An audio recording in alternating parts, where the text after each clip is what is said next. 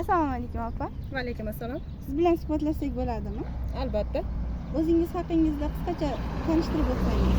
Ismim Gulnoza, tibbiyot sohasida ishlayman. Siz hozirgi kasbingizni qanday tanlagansiz? Farzandim sababchi bo'lgan. Sir bo'lmasa gapirib bera olasizmi? Bu sir emas. Farzandimga ona sifatida birinchi yordam ko'rsatishga qiynalganman. Shuning uchun farzandim sabab bo'lib shu kasbni tanlaganman. Kasbingizning eng yoqimli va eng qiyin jihatlari qanday? Eng yoqimlisi bemorlaringni sendan shifo topishganida doktor deb murojaat qilishlari. Eng yoqimsizi bu mas'uliyatli kasb bo'lganligi. Yangi boshlayotganlarga qanday maslahat berasiz? Yangi kasb tanlayotgan yoshlarga ichki tuyg'ulariga, ichki yurak hissiyotlariga quloq solishlarini tavsiya qilaman. Sizningcha hozirgi kunda bu sohada qanday rivojlanishlar bo'lmoqda?